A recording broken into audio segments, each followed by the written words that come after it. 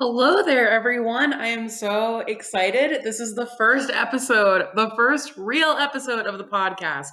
I cannot express how genuinely just happy I am. I've always wanted to make a podcast. I've always wanted to talk about conspiracy theories and true crime. And here we are, just doing it, just living the dream. And I'm just so excited. I'm your host. My name's Cassandra Lane. If you don't know me, I am originally from Maryland. I went to college in Hawaii, and now I live in beautiful Austin, Texas. I have said it a million times already, but I am so excited to be here. I'm so excited to be telling this story, and I couldn't think of a better story to tell for my first episode because this story is from a little town in my backyard, and this is about the DuPonts. So, like I said, the DuPonts are an incredible family. If you don't know about the DuPonts, well, we're about to learn about them, but I'm sure you know. So, the DuPonts have a really big mansion in Newcastle, Delaware, which is right outside of where I grew up in Maryland. I know a lot of people who work in DuPont factories. I use DuPont products every day of my life, as do almost everyone in the entire world, basically. But there's a lot of hidden secrets about the DuPonts that people just don't know. And when I started this off, it started off as just these fun conspiracy theories that I knew, like local legends, basically, about the incest and the house and the Satanism and things like that. But the more I started to explore into this to get ready for this episode, the more true horror I felt. There's so much to learn about these people that has been completely hidden from us. And it's affecting every single person on the planet right now. And we're going to talk about it. So, right off the bat, the DuPonts are one of the richest families in the world. They're one of the oldest billion-dollar fortunes in the United States. They are a huge dynasty. They're right up there with, the Bush family, JP Morgan family, They are a huge, rich, influential family. They originally made dynamite and gunpowder, and during pretty much every war America fought, they supplied the majority of the gunpowder. And that's really how they made their fortune in dynamite and gunpowder. As time went on, they started making spandex. They started making different chemicals. We'll get into that. But they always were making something, and they always knew how to sell it. They can be traced back to links with Napoleon, a friendship with Napoleon. So that just shows you, how old and influential this family is. But I never knew them like that. I always knew them as the creepy, rich family in Delaware. Growing up, I had lots of friends who had illnesses, and they would go to AI DuPont, which is a children's hospital created by the DuPont family. I knew that they had a mansion with creepy glass walls. I knew that basically they employed every person I knew.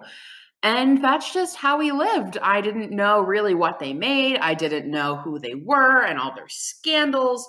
But there is so much more to the DuPont family than I ever knew. So I'm going to start off with some of the stories I knew about the DuPonts, and I kind of got into them, but we're going to continue to get into them. So I always heard this rumor that the DuPonts were known to want to keep all of their money within their family. And that went as far as marrying their siblings, their cousins, whoever they had to marry, to make sure that their money did not get to any outside force. They did not want to risk having a divorce and any of their money getting taken from them, basically. And the rumor goes that they had these marriages between cousins and siblings, and those would relate in they would result in children that were deformed. They had birth defects, they had diseases, they had cancer, they had all kinds of different things. And the rumor goes that that's why they built AI DuPont, is that they wanted to own and run a hospital so that they would have all the doctors right under their thumb, so that if one of their children needed a surgery, or if one of their children was born and they were deformed, or anything that could happen with these incest children, they could get it taken care of and no one would ever find out. And they also say that the DuPonts have a mansion in Delaware. And if you've ever seen this mansion, it's pretty hard to get close to it because they say that, guards will chase you away. But the people that have gotten close enough to it to see it or take pictures say that there is glass shards sticking out of the brick wall guarding the house. And, people say like, oh, it's like, a barbed wire fence or a gate or something. It's just to keep people out. But part of the theory goes that it was never to keep people out. It was to keep the children in. This whole theory, basically, that I grew up with, we always knew about this, was that they, had these children. They kept them all in this big mansion with these glass walls so they couldn't escape. The only time they got to leave would be to go to the hospital, or to, even if the doctors came to the mansion, nobody was ever sure. And obviously it's just a theory, so there's no way to prove any of this. But that's how the theory went. It was just this big theory, and that was always just fine and dandy. And so when I wanted to make this podcast originally, this was what I was thinking of: the incest, the mansion. They say they're also Satanists. They say that the trees grow away from the mansion, even if it means growing away from the sunlight. They say they just completely defy the laws of, I guess, not physics, but how plants work. They just completely defy that. They say that the windows are upside down crosses. One rumor says that the reason that they do all of this incest is because they're Satanists, and that apparently Satanists believe that the tighter your bloodline, the more Satan, I don't know exactly, but something about it being better in the eyes of Satan or something. And obviously, I don't know if any of that's true. It's just a theory, and it was just fun and games. I feel like every place you grow up has a different story about a person or a monster or a family or just something, There's always something weird. But the thing about this family is that they aren't just weird, they are terrifying. They're absolutely terrifying. They have so many completely true, factual, proven things that have happened to them that, you never would have known about. So this day and age, the DuPonts are known best for making Teflon and Scotch Guard products. If you don't know what Teflon is, because apparently a lot of people don't, it's a product, it's a chemical, and it goes inside of pans and pots and different cooking things. It goes in Gore-Tex, it goes in lots of things, but it makes it nonstick. That's what makes your pans nonstick. And I don't know if anyone's ever heard this, but they say that if you scratch a nonstick Teflon pan, that you're not supposed to use it anymore because it's not good for you. And I think none of us listen to that. I definitely don't. I have tons of scratched up Teflon pans that I just continued to use. I never even thought about it. It was never a big deal to me. So when I was doing my research, I started coming across these kind of crazy news stories. So just to touch on a few of those. So Lisa Mosley died a few years back. She was a DuPont heiress. She was married to Christopher Mosley. And Christopher Mosley is best known for paying 3 hitmen to murder his son's girlfriend, Patty Margello. She was murdered in a Las Vegas motel room in 1998. He completely admitted to the murders, and he died in prison. It's pretty tragic, and people kind of push this story to the side and kind of ignore it, I think mostly because she was a drug addict and a porn star. But more importantly than that, she was a person, and she was murdered, and because they didn't want their money to get out to someone like that. And I think that's pretty horrible for people to just ignore. But just a few years after Christopher Mosley died, his wife, Lisa Mosley, she was accused of loaning a politician $2.3 million for his campaign so that she could get a permit to build a clubhouse on her golf course. The case was dropped. It was never proven that she did this, but the case was only dropped because she died. And, it's kind of just goes to show that when a family has $2.3 million to throw around to anyone they want, they really truly can do whatever they want. To Lisa and Christopher Mosley, $2.3 million is, it's barely anything. And, millions of dollars. We'll get into that later. That's pretty good foreshadowing for something later. But they've had some more problems. Robert Richards IV, in 2009, he was convicted of raping his 3-year-old daughter. 7 years after the fact, when she was 5, she told her relatives that she didn't want her daddy touching her anymore. And so he was arrested, and the judge found that he was guilty. He pleaded guilty to this case, and he was given no jail time because he said that he would not fare well in prison. He was 6'4". He was a grown man who was raping a little girl, and he was given no jail time. And I think that's pretty fucked. But money talks, man. Another story from 1996. There's actually a movie based after this called Foxcatcher. But John DuPont, he shot a man. Basically, this guy, from what I understand, had a lot of problems.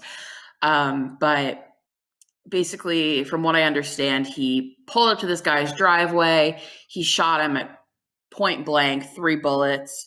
And then he died, and DuPont went and locked himself in his mansion and had a huge standoff with the cops. This is kind of funny. They got him because they turned off the house's heating, and it was so cold outside that he came outside to look and check and see what happened to the heat. And that's when the cops were able to get him. That's pretty funny. I guess what goes around comes around. What a stupid way to get arrested. I love that so much. But, those are just some of the scandals. The thing about the DuPont family is that when you look them up, or even just hearing about them, there isn't a lot of information that you can find. And this isn't stuff that I really had to dig for. I kind of I Googled it, the DuPont scandals. But they are really good at covering their tracks. They have a lot of money. They have a lot of power. They're very influential. They basically can get rid of any story they want to get rid of, and they don't have to worry about it. So the DuPonts were pretty recently in a much bigger scandal that was also pretty well covered up. And not that it's, people definitely know about this, but it's definitely not taken as seriously as it should be, at least I think. But it was found that the chemical that DuPont makes, Teflon, causes cancer. It causes birth defects. It basically, it's a horrible, horrible chemical that can do horrible things to your body.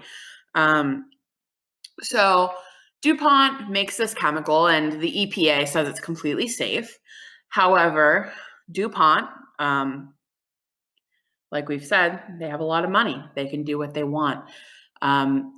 They were making this product in these factories. There were men and women working at these factories, obviously, and they were turning up with cancer. There were women working in the factories who were birthing children who were being born with horrible birth defects.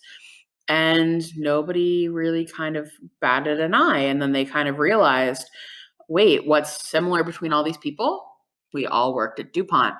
So they started realizing that maybe something was going on there. So a lot of people started to try and sue DuPont. And this lawsuit, there's a whole documentary on it. It's pretty amazing. It was featured at Sundance Music Festival. I believe it's called The Devil We Know. And, there's so much in that documentary that I can't cover all of here. So I would highly recommend watching that documentary. It's on Netflix if you use Netflix. But it just really goes to show that, when we talk about, oh, this chemical, it's causing cancer in people who are working in these factories, these aren't just nameless, faceless people. These are real people. This would be like you and me going to work every day and then 10 years down the line thinking, oh, shit, well, now we're going to die because we just were trying to make a living for ourselves, It's pretty awful. But so DuPont was making this product with 3M, and 3M had given DuPont very specific instructions that they are not to dump anything that they make, any byproducts, into the water supplies. And they still did it. And it got to the point where they were dumping so much into the water supply that they lost track of the number. It got so over, just so much of it that they couldn't keep track anymore. They just were flooding it. And it was getting in people's water. It's getting in people's food that they're, watering plants with. And it's causing all these horrible problems. It's causing cancer. It's causing tumors. It's in the documentary, they talk about how it's turning people's teeth black. It's awful. It's a horrible, horrible chemical that's doing these horrible things. And DuPont is doing their damnedest to cover it up. And by covering this up, I truly mean that they are covering this up. They are in the government. They are such a huge, influential family. They have been governors. They've run for president. They are truly a huge, influential family. They know people in all the right places. They're consistently bribing people. They're consistently, using their money to their advantage. And they use their money in a way that they can, I've said this a million times, I'll say it again, they can do whatever they want. And so this number was set for how much of this chemical could be in a water supply and the people still be able to drink it. But do you want to know who came up with this number? I'll take a second for you to guess. The DuPonts at this level. The DuPonts are creating this chemical, and they are also setting the number for what is safe. That would be like, I don't know, that would be like, a company making sugary cereal and then saying, oh, well, we're the ones that make the number. So if you eat it 3 meals a day, 2,000 calories, you're going to be completely fine. It's basically they're running completely unregulated at this point. They can do whatever they want.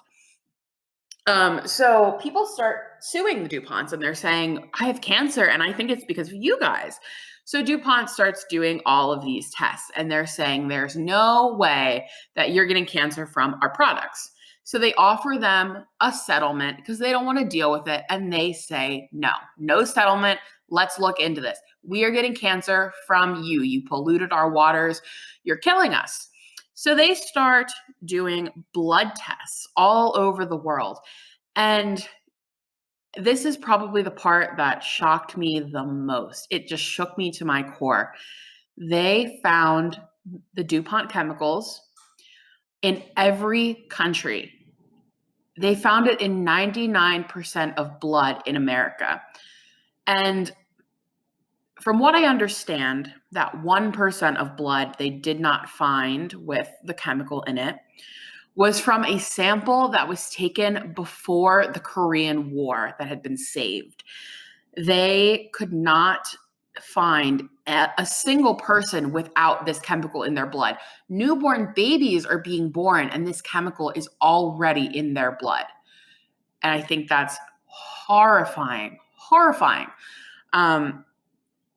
And they're continuing to put this chemical there, and they did do all these studies, and they are giving it to monkeys, and the monkeys were dying, and it was very quickly confirmed that it was 100% an animal carcinogen, and it was possibly a carcinogen in humans.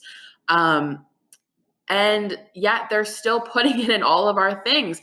Like I said, I grew up in Maryland, Delaware, and there's a lot of Gore factories there where they make Gore-Tex. And the DuPont chemicals are found in Gore-Tex.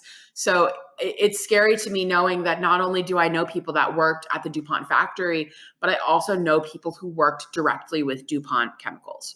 And it's horrifying because, we all have this in our blood, and it's proven that it causes cancer. And I don't think people realize the magnitude of the situation. Like I said before in the beginning of the episode, they tell you if you have a Teflon pan and you scratch it, you shouldn't keep using it. And I always kept doing it. Whatever, I scratch the pan, whatever.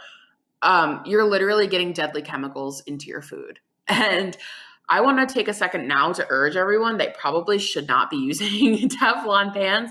I don't want to, try and sway your opinion, but I would tell you, do your own research. Don't just take my word for it.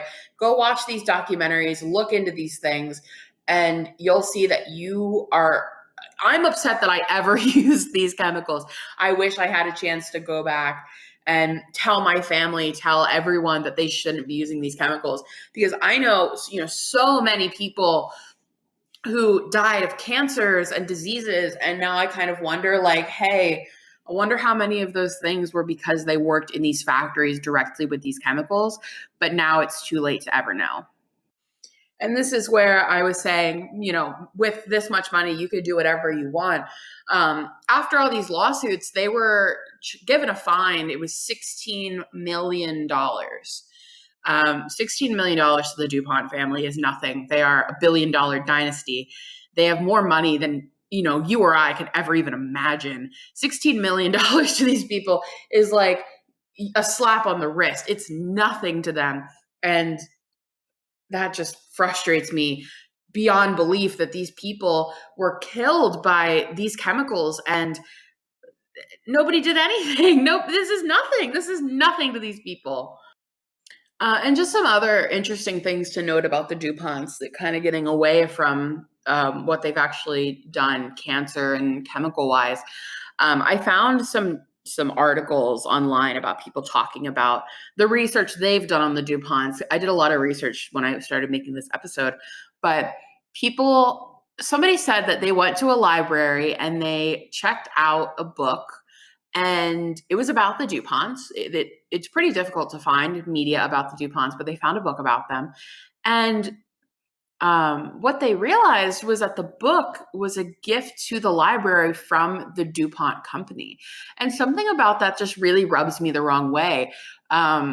Because, it's so difficult to find stories on these people. And this episode, I feel like I just don't have enough to tell you. I wish there was more stories and more information about the family, but there isn't a ton of it because they're so good at censoring themselves. And then they're writing books and they're deciding what books about them are going into libraries, which it just feels like very strong examples of censorship. And if you know me, I'm very against censorship. It's a very prevalent issue in our country today.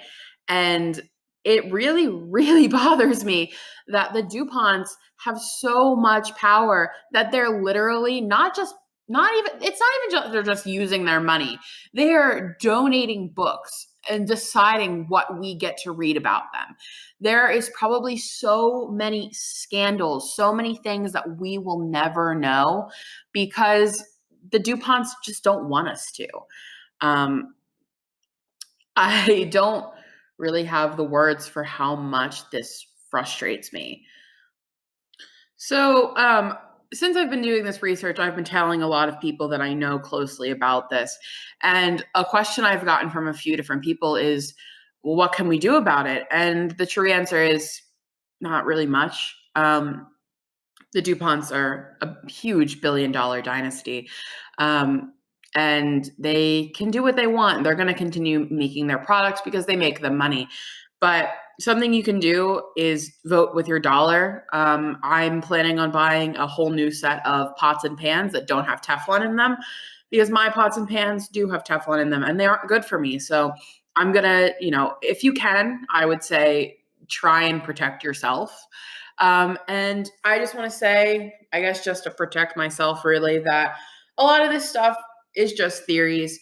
A lot of this stuff, the lawsuits and stuff are real, but I'm not an expert. I don't have all the facts. I don't have the science report, the reports in front of me. I'm not a scientist. I'm just a person who is afraid. I'm afraid of what these chemicals could be doing to us. And I would highly urge you to do your own research and really try to find out the things that you never would have known. And that is all I have for today's episode, guys. I hope you enjoyed. Thank you so much for tuning into the first episode of my podcast. I have learned so much in this episode, and I already know so much stuff I'm going to do differently next time. If you have any suggestions for things you want me to add, or what you want the next episode to be, send me a message on Instagram. It's Cass N Lane, CASSNLANE, and let me know what you think. Thanks for listening, and I hope you'll come back next time and we'll learn some new things we never would have known.